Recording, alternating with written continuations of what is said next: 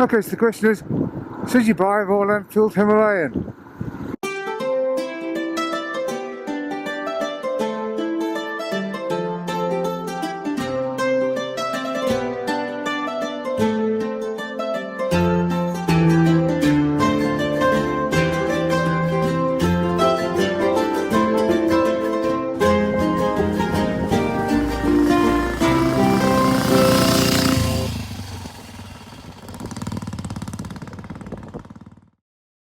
Okay, so the question is, should you buy a Royal Enfield Himalayan?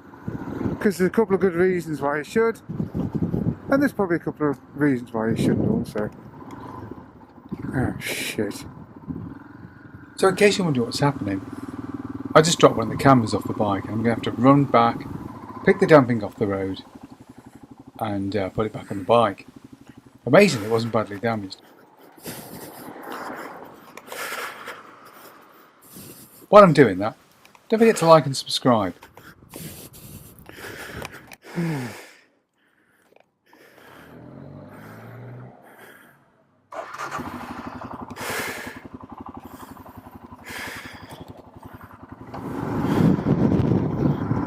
Where was I? Okay, so why should you buy a Royal Enfield Himalayan?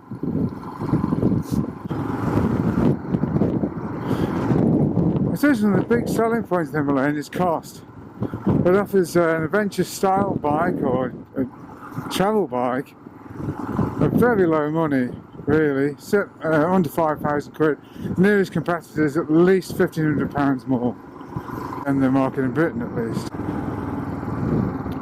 Build quality overall is pretty good. The only caveat I'd have is in some areas they're solid enough, but they just kind of look a bit untidy, don't look very finished. But they're certainly very solid. I mean, the frame overall has a very solid look to it. So I think it's certainly going to last the distance. Can't imagine them snapping. Although there were some problems early on, but with very early models before it came to Europe. But those are said to be pretty much sorted out now. But generally build quality is good. The clock's moving okay. The mirrors are a pretty good job. You don't really get much of your elbow, a little bit of elbow in the corner there. But in the main you've got a very good view from the mirrors. They're not the most attractive mirrors in the world. They're what you might call utilitarian, I suppose. It doesn't look like they spent a huge amount of money on them. But I suppose cost cuttings have been made in some ways. But overall, they work very effectively.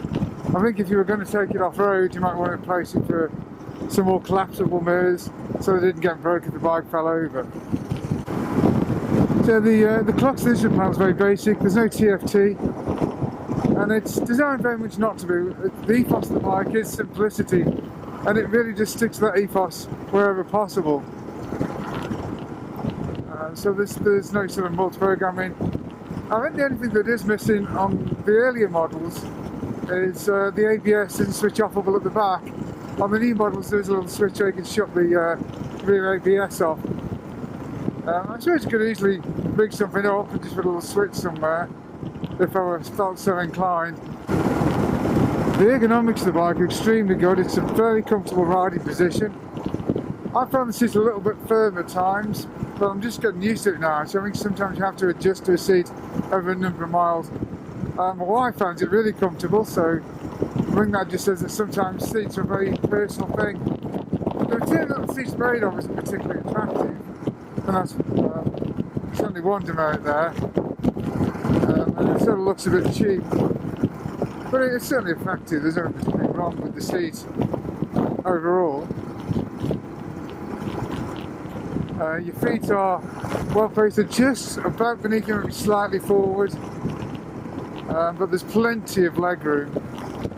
My son's 6 foot, he sat on it, and he's found the same, that for him there's plenty of leg room. I'm only 5'9", so I don't get cramped on too many bikes, except sports bikes, but for what it's worth, there is a lot of leg room. And the handlebar spacing, for me, for on-road use is very good. it's at a nice comfortable height. Probably if you were standing on the pegs it'd be a little bit low, but then for general use is what, you know, sitting on the bike, which is what the bulk of this bike is going to actually be doing. It's pretty darn comfortable reach actually. I don't think there's any problems there.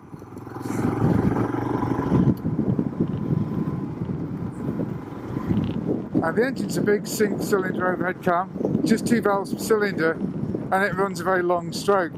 So it makes around 24 horsepower claims, which equates at the back wheels, so it's been measured, to around 21, which is about where an XL and an XT250 were back in the 80s.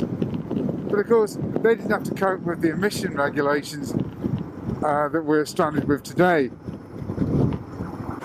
But the engine goes pretty well, but it can get obviously quite warm because these modern bikes have to run pretty lean. So obviously, an air-cooled engine does get pretty warm, but not too bad. You don't feel like it's going to overheat. It doesn't feel distressed in any way. It's a very undistressed engine. The thing red lines at about 6,500 RPM, and it just sort of gently thumps away with no stress at all.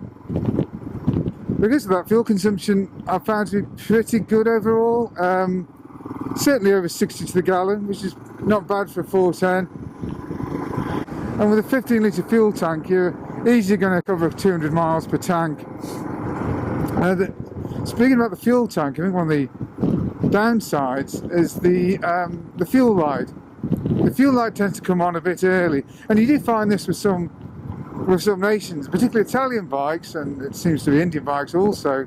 The fuel light comes on when there's still quite a lot of fuel left in the tank. We had the light come on and there was litres left. I mean, you could probably go certainly over 50 miles on what was left in the tank. Another comment on the engine, I think, very positive comment, is the very pleasing lack of vibration at most speeds. I haven't really been up to motorway speeds on it, but overall I think it's, certainly on the riding I've been doing, it's performed very well. There's this sort of gentle thump that you can feel, but it's certainly not unpleasant, it's not buzzy. I think over a long journey it certainly wouldn't prove annoying at all. That adds a little bit of character to the thing, if anything. I think it feels quite nice. Also, the subject of the engine, maintenance schedules are a little bit tight. I mean, you have to do a valve adjustment, as it says, about every 3,000 miles. That's the editorial, I think it's 5,000 or 6,000, I can't remember. They're quite short intervals, particularly for the valve check. But it may well be that's a little bit of Royal Enfield over caution, because certainly most owners have found that you can get away with probably up to about 5,000 miles before you need to check the valves. That said, it's single overhead cam, and it's very simple adjustment. You just need to move the tank and you can easily gain access to the valves. It's not like our CB500X, which is an absolute nightmare to work on. This bike is very simple by comparison. The chassis overall is very, very good. It's designed by Harris in Great Britain, so it's a very stiff, very taut chassis. Suspension overall is pretty firm, so it feels pretty good on the road actually. But it is said to be pretty compliant off-road. I've used it on the odd trail. I found that it worked rather well. There's no adjustment on the front fork, and there's preload adjustment only on the back. But again, keeping it with the ethos of simplicity on the bike, I don't see that's really a problem. It doesn't really bother you that that's the only adjustment that you've got, to be honest. It doesn't need it. If you're carrying a passenger, you might need to wind the back up, but generally the suspension's firm enough to cope with most conditions. Obviously you've got a big 21-inch front wheel, but despite that, the bike handles pretty well. I mean, you're always going to get with a large wheel bike sort of slow turning. But overall it turns pretty well. It's not a difficult machine to turn. It pitches into corners quite easily. It's a very neutral feeling. It's not like a sports bike where it just tips in. It's got fairly narrow tyres, so you're not fighting the tyres. The tyres fitted are sort of semi-off-road, but on road they feel pretty good. They don't feel chunky or anything like that. They give pretty good all-round grip, and the bike feels very nice on road, very easy bike to ride, no challenges. And I think that's the great surprise of this bike, really. Having ridden previous generations of Royal Enfield, I used to have a 350 Bullet. The bike feels surprisingly sophisticated compared to that. The gearbox is nice, the engine overall is smooth, So I think if a man who's previously owned an older Royal Enfield, this bike might come as a bit of a shock, because it does feel surprisingly smooth as its competitors really. It feels positively Japanese, and that's not an insult by comparison. But it also has that nice sort of slow, long stroke engine beat that quite often you don't get on a Japanese bike, so it does have that little bit of character to it. From a practicality point of view, I think the bike is extremely good. It's got these metal frames stuck to the front of it that you can bolt things to. You can bolt spare gas tanks, luggage bags, all sorts of things. Really, really useful feature. One that's kind of underplayed a bit, but it's a really handy feature actually. And again, they're very robustly built. You feel like you could hang quite a little weight off them and it really wouldn't bother them at all. Just turn here. Could you take this bike on a trip around the world perhaps? Yes, I mean, without a doubt you could. People have used much smaller bikes, much less powerful bikes, to do very long distance trips. But there's some limitations. It's not going to be a great motorway mile muncher, that's for sure. Top speed's about 85. It'll hold 70. It's working quite hard at 70, and your gas mileage is going to drop, no doubt about that. But it's certainly capable of holding 70 miles an hour, and having been up to 70 on it, it's pleasantly vibration free at that speed. So yes, it certainly could cruise on the highway without too much difficulty. Just don't be expecting to whack the throttle open and power around a truck or anything like that. It's certainly no power monster. I think if your idea of a long trip is countless hours of motorway work, then you're best looking elsewhere. But of course, elsewhere is probably going to cost you an awful lot more money and burn a lot more fuel. And that's something that people tend to forget about on long trips really, is the cost of fuel. If you're going a journey of several thousand miles, really does mount up. And people forget to account for that. They'll buy a whacking great big bike they don't need all the power for, and then wonder why the trip costs them so much bloody money, because they've forgotten to account for fuel costs. It is a major cost, particularly in these days, but it really always has been. It's always something you have to take account of if you were travelling any distance. In terms of practicality, it scores very highly over an awful lot of modern bikes. Like most modern bikes, it's a fuel injected engine, and the fuel injection, I'd say overall, is pretty good. It responds nicely. It's not sort of snatchy or grabby. But then I suppose with only 21 horsepower going to the back wheel, it isn't. It really shouldn't be, should it? It should be well fueled. And then they've only got to get the injection to work over a very narrow rev band, so it's much easier to get this fuel correctly than say a litre sports bike. So other practical features, the bike's got a side stand which is quite a tall one. The bike isn't leaning over too far when it's on. I'd say it's pretty much ideal. And rather than keeping with the bike, it's a very robust looking construction. Another excellent feature actually is that the bike comes as standard with a centre stand. I've no idea why machines rarely feature centre stands these days. From a practicality point of view, they're such winners. If you're on a long journey, you get a punch at the back, it's easy to get the wheel off, it's easy to leave your chain and clean the chain and clean the bike. And an awful lot of bikes these days with their underslung exhaust don't even feature one as an optional extra. You can get one for gutsies, but then you've got to pay extra for it, and that's true for a lot of other bikes where it can be fitted. It often isn't. I don't understand for the life of me why they're not fitted anymore. My old CBR 600 back in the early 90s had a centre stand, and we didn't sort of go, oh well, the ground clearance is terrible, it drags on the floor. It's also bullshit. I mean, the bike had very good ground clearance, still featured a centre stand, and it was seen as pretty much standard feature. It was a must-have. But these days it seems to have gone out of the way. They've been brushed aside. So many bikes simply don't have them even as an option. So kudos for Royal Enfield for fitting one from the start. And rather typical of Royal Enfield, an awful lot of what you need is already fitted to the bike. Things like these carrier rails, this little screen at the front, the centre stand, the side stand, all those little things that make life a little bit easier that you would on most other companies have to buy as an optional extra are already on the bike for the money. So thank you very much, Royal Enfield, for fitting it, I'd say. I think one of the most talked about features on the Himalayan is the bike's looks.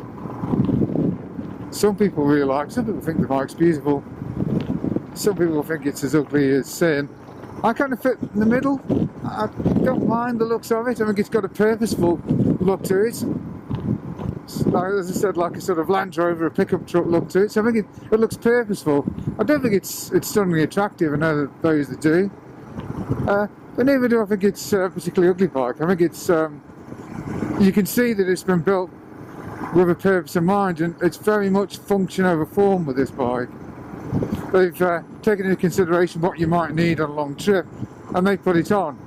Irrespective of whether that actually aesthetically works, they don't really give a shit about the aesthetics quite so much, I don't feel. So again, that's a big thumbs up for me, I think.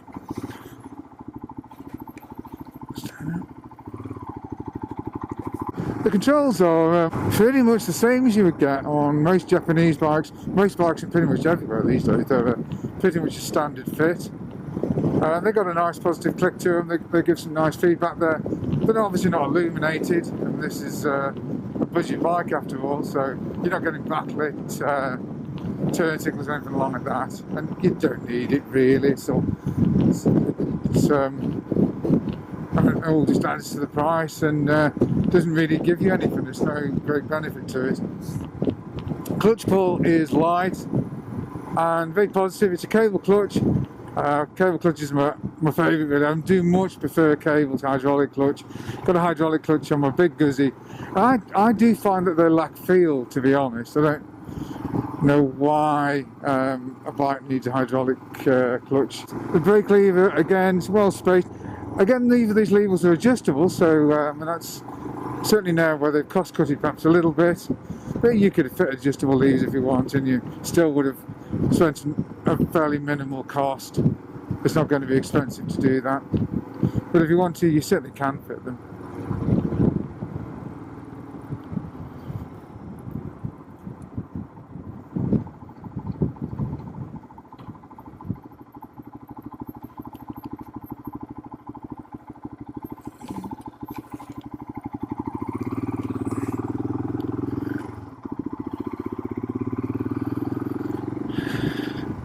What I really like about the bike is the engine sound, actually.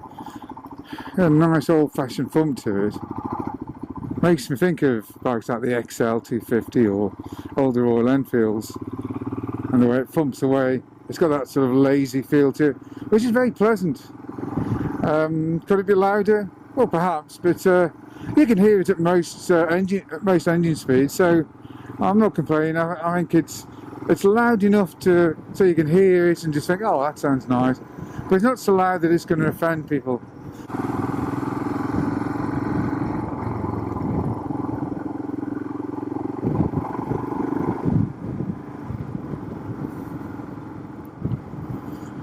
What's the farmer doing? What? Oh, what was it? No, it's a dog. It is a dog.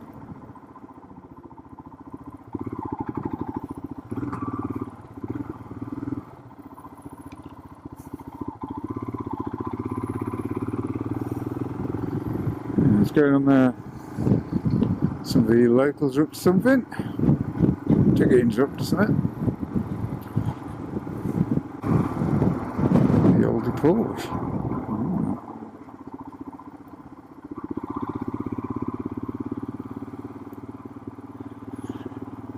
Right, so what would constitute a direct competitor to this bike?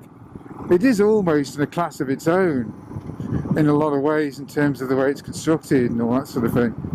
Probably the nearest competitor is going to be Honda's CRF, which is a fair bit more expensive. Now the CRF's lighter and it's certainly better off-road, I would say. I mean the downside of this bike off-road is going to be its ground clearance, which is a little bit limited. But it has a lot of advantages over a CRF. I think on road, the Enfield performs better in a lot of ways than the Honda does. The Honda has a very tall seat height. It's really tall. It's very squidgy, so it tends to be very wallowy on road, I should say.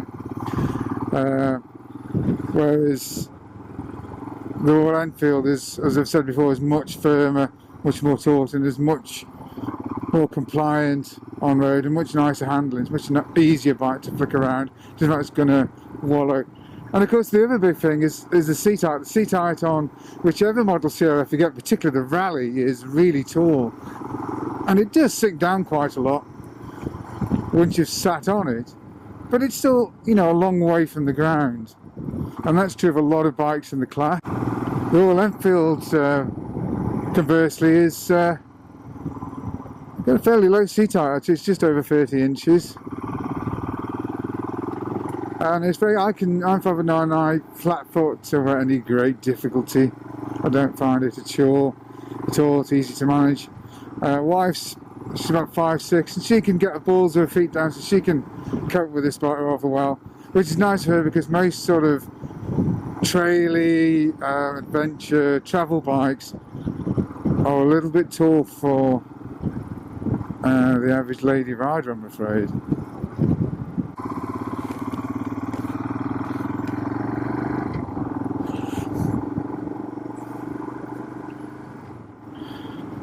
Brake performance is okay. I think it gets a lot of stick. It hasn't got perfect brakes. It's not designed to do stoppies. It's designed to stop a bike possibly on a loose road, the kind of road you would find in India. So, taking that into consideration, the brakes are ideal for that kind of use, really.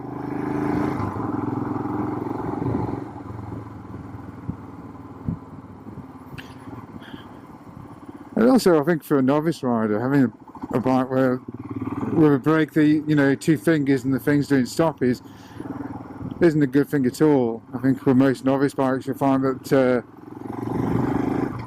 they set the brakes up so you can grab a handful before it will really stop. And the bike will bite, it will stop fairly sharply, actually. It's not terrible.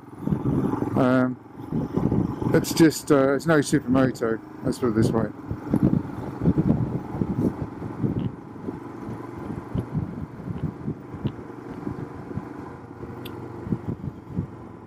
In terms of wind protection, obviously the bike comes with this sort of tallish screen as standard, which in most ways keeps the wind off you. The problem with the screen is it will generate quite a lot of wind noise, as is fairly typical with screens. Some people cut the screen down to reduce that. Obviously you're going to lose a bit of protection. It might depend on how tall you are, how effective it is really, and that's true for most screens. Oh, a terrible road.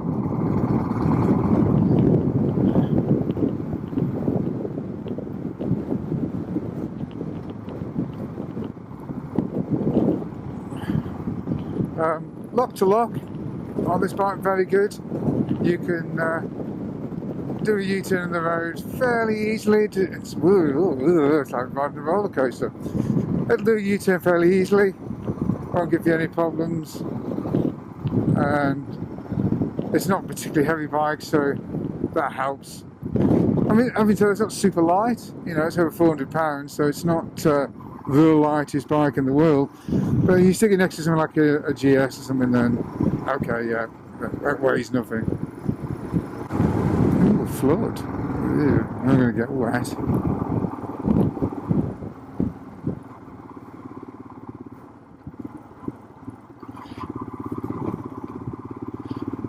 So I would have done this bike up, I'd say, to be honest, it's a surprising bike. And it's surprising because it feels rather sophisticated in some ways.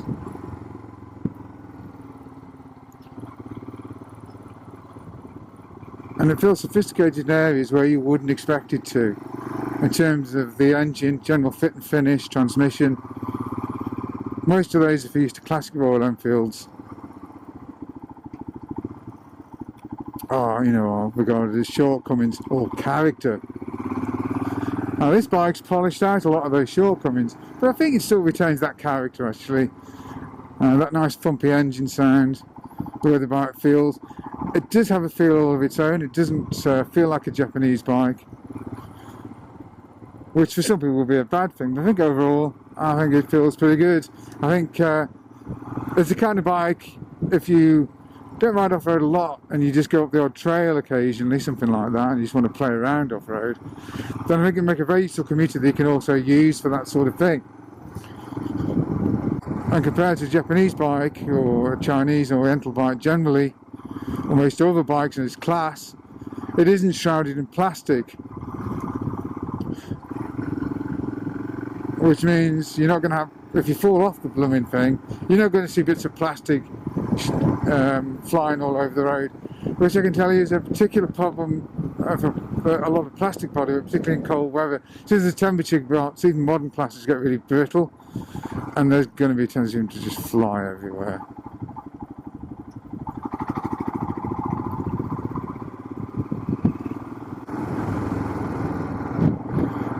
On balance, would I recommend this bike to anybody? Well, I haven't done a great deal of miles on it yet, but so far so good. I think I would.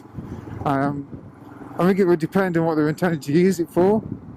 I think if they're intending to cost you on the autobahn, I would not. But I think if they were intending to use this bike for the purpose for which it was designed, then yeah, I think they'd have a pretty darn good time on it, actually. I think they'd find it incredibly useful. And more than that, enjoyable. And I think that's something I mean, that's something that we forget sometimes on motorbikes. It's supposed to be enjoyable. And I think people got the idea that unless you've got a shed load of power, that the bike can't be enjoyable. And that's absolute nonsense. You can have a great time on any bike if you use it in the right way, in the right circumstances.